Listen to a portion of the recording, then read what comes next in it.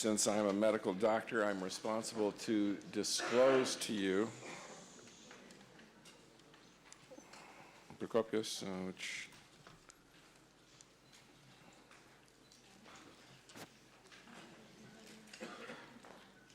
I'm responsible to disclose to you my activities. I'm a paid consultant for Abbott Nutrition, Biogen, and Lilly. My Greek name is Iraklis. My parents did not think I would survive school in the United States with the name of Hercules. And Eleni reminded me that the club that Hercules carries is made of olive wood. In the United States, we have over 5 million people with Alzheimer's disease. It's a population of 370 million. The same calculations would apply to Greece, to Spain, to all of Europe, because your populations are aging almost as quickly as those in North America. And the large portion of patients that have disease still aren't well qualified and well described. I like to say that if you live to age 85, you have an 85% chance of getting Alzheimer's disease before you die. The disease begins far sooner than what we clinically manifest, and we think that people probably develop disease 10 to 15 years before Yaya and Papu start to display problems. And there are many compensatory mechanisms in the brain that protect us as the disease of plaques, tangles, and neurons accumulate. And this is one of the reasons why we believe that keeping people at home, keeping them functionally able to do what they want to do, and then not pushing them into transitions, situations where they're uncomfortable, where they can't use stored up memory and habits to keep them out of trouble, is important. This is one of the reasons when I counsel families, I tell them there will come a time when your parents do not want to travel, should not want to travel, and you should not be moving them around because they won't be able to adjust. This is also one of the reasons why hospitalizations are so tragic for the elderly. They never recover from the hospitalization fully. The natural history and progression of the disease is something like this, based on a scale that is a memory scale. At the beginning, cognitive symptoms occur, the diagnosis occurs at some point in time. As the disease progresses, we lose function. We lose the ability to handle our finances, to actually maintain a household. And usually only very late in the disease do we see people with experiences of behaviors and difficulties. If we have any interventions at all that work with drug therapy, they have to occur early, where the signal is strongest with cognition, because by the time you get down into this area, those drugs have absolutely no benefit. We like to think about the disease of dementia as a spectrum, but in truth, most of our patients who have disease actually have Alzheimer's disease. If you're going to make a guess at what the problem is, that's the best guess you can make. There are a lot of patients that have a vascular component to their Alzheimer's disease, and there are a number of patients who have very peculiar dementing illnesses that are genetically determined. Those people tend to have these problems that we refer to as tauopathies. They have another condition known as frontotemporal dementia. The behavioral manifestations are clearly more obvious early on, and this population is much younger. You certainly can inherit the disease from your parents, but more likely than not, you're going to inherit their longevity that puts you at the greatest risk when you get to age 80 or 85. The pathologic sequence, and I think you're going to see this in our next speaker's slides as well, is usually the accumulation of what we call beta amyloid, and that's where the inflammatory piece, that's where a piece with oleocanthal comes in microglial activation, the same. That's an inflammatory process. Then by the time we get to the destruction of cells, the inflammatory piece is long gone. This is when we start to manifest the clinical problems of disease. And here we have a normal brain on this side compared to an abnormal brain on the other side. We also have some studies that would suggest fairly strongly that exercise improves some of the structures in the brain that are actually most actively involved with incorporating new memory. The hypothesis that we've been working on for the past 20 years now and have probably invested over $8 billion on is this amyloid hypothesis. And again, this is where the inflammatory part of Alzheimer's disease comes into play, because we have been using over the last 15 years a number of different antibodies, especially in these areas of the brain where we try to prevent the aggregation of this amyloid, or, as I'm going to show you, where we actually reduce the amyloid burden in an attempt to reverse the disease. So we have part of the inflammatory process going on here and another inflammatory piece here as these tauopathies and neuronal loss all play into the changes that occur within the brain. And again, well before clinical manifestations of disease. With early amyloid and early Alzheimer's disease, we have the accumulation of amyloid here, as we've seen, with the toxicity that's involved. And then as the disease progresses and the cells themselves start to collapse, we have these changes in levels of tau, and we see more tau develop as the neurofibrillary tangles also develop. Our greatest progress in Alzheimer's disease has not been in prevention, and it's not been in drug therapy, but it's been in defining biomarkers, those causative agents that we can predictably say are going to lead to disease at some point in time. And over the past 20 plus years, we've been able to identify many of the genetic markers.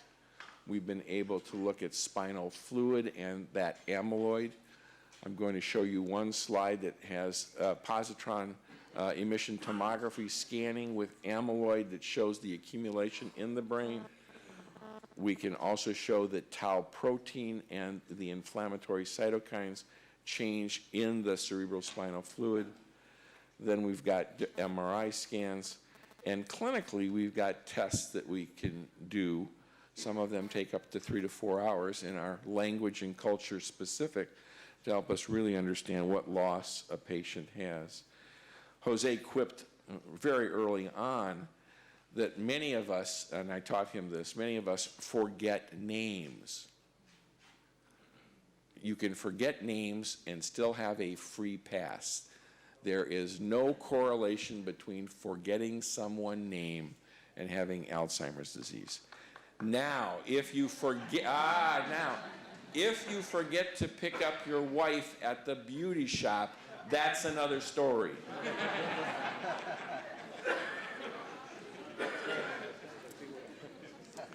So here we have just a couple of examples. This is the cerebrospinal fluid of people with dementia, people who we help define in that middle group of mild cognitive impairment, and that's actually where my research has been. And in the volunteers that we helped to, that I enrolled in our studies. And we know that over time, CSF-A beta changes significantly from high levels in normal individuals to very low levels in Alzheimer's patients because it goes into the brain. And we know that just the opposite occurs with tau. There's very low levels of tau in normal individuals, and as cells get destroyed, there are more higher levels of tau in the cerebrospinal fluid. And these, again, are predictors for us as well as we look at disease and progression of disease. Again, we can now do scans of the brain that measure amyloid, and this is the first compound for amyloid. And we can see that a normal control here looks quite different from the activation of the amyloid in the brain here and here. So there are significant clinical findings already available to us to look at the disease. Unfortunately, the drug therapy hasn't kept up. This is the one saving drug from that $8 billion investment. Last year at the international conference, it was reported that acanumab had a positive signal. And that, I gave you the disclosure with Biogen. I'm working with Biogen on thinking about the next step of this drug when it comes to market, because it's finally shown some positive effects in what we call fibrillary amyloid in the brain and in removing that amyloid from the brain. Not only can it remove the amyloid from the brain, but this is the first drug that seems to have a positive effect on cognition, so that you actually get better when you're on the drug. So again, it targets the aggregated forms of amyloid, and we can clearly see in the brain that we've removed amyloid, and then we can do those clinical studies that show that there's a positive endpoint, and this is the first. So $7.9 billion investment goes in. At the $8 billion mark, we finally have a signal for this, because this whole line of thinking was just about to be abandoned, almost completely abandoned.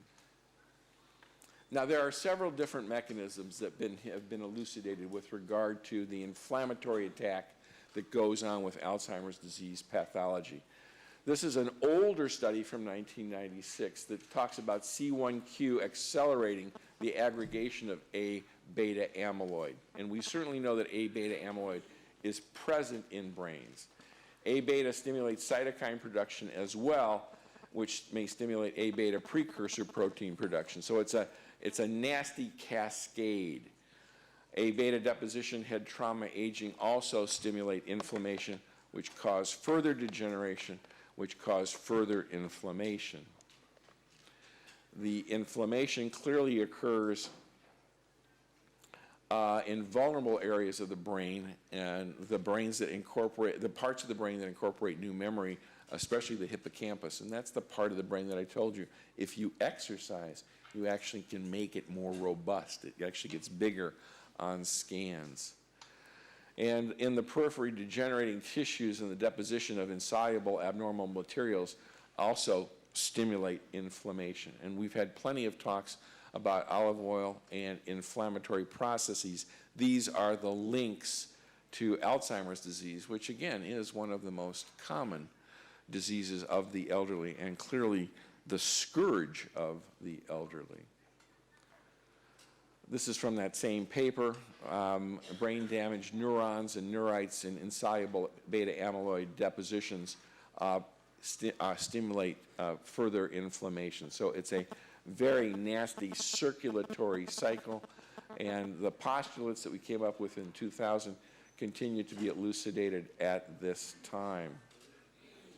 Over many years, direct and bystander damage from the inflammation exacerbates the pathologic process, and by better understanding inflammation and regulating it, it's possible to develop the anti-inflammatory approaches like the drug therapy, the immunotherapy with the beta amyloid therapies that I've shared with you already, but that's not to say that's the limit of where we should go with this.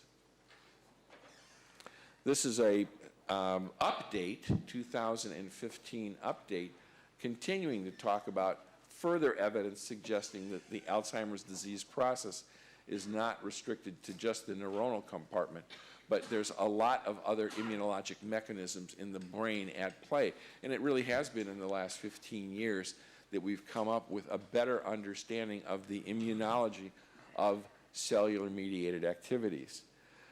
Misfolding, aggregate proteins binding in other ways on the glia, on the cells of the brain itself, are an immune response in and of themselves, further triggering inflammatory mediators which contribute to disease progression.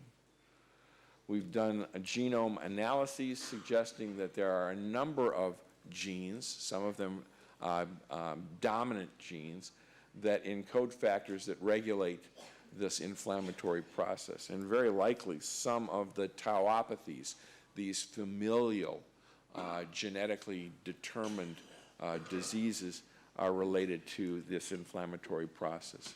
There's also external factors, including inflammation, obesity, that lead to progression. Although I will again state that age in and of itself is the biggest risk factor. More than your family history, age is the risk factor. A modulation of these risk factors and targeting of the immune system could lead to further therapeutic interventions. This comes out of that Lancet article just this past year of this beta amyloid deposition affecting it here, looking at the modulators here that cause disease, and again thinking that the timeline really goes out 20 years plus. So most of us in the audience are already experiencing something that's not right, that may in fact lead to disease 20 years down the line. We often get asked, and I actually put on 3 conferences for the Alzheimer's Association that were about prevention. We did this every other year for 6 years, and all we could really come up with, and still come up with, is that the preventive strategies are all related to vascular risk, all vascular risk. So you need to lower cholesterol, you need to try to lower homocysteine, lower high blood pressure, control diabetes, exercise regularly, engage in socially and intellectually stimulating activities. And that should be a theme that we've heard today and yesterday with regard to the Mediterranean diet as well. There is a vascular component to Alzheimer's disease different from vascular dementia. So again, looking at trying to do something about Alzheimer's disease still gives you the opportunity to treat the vascular and inflammatory components of that disease itself. Improving someone's blood pressure, improving someone's cardiovascular fitness will help their Alzheimer's disease.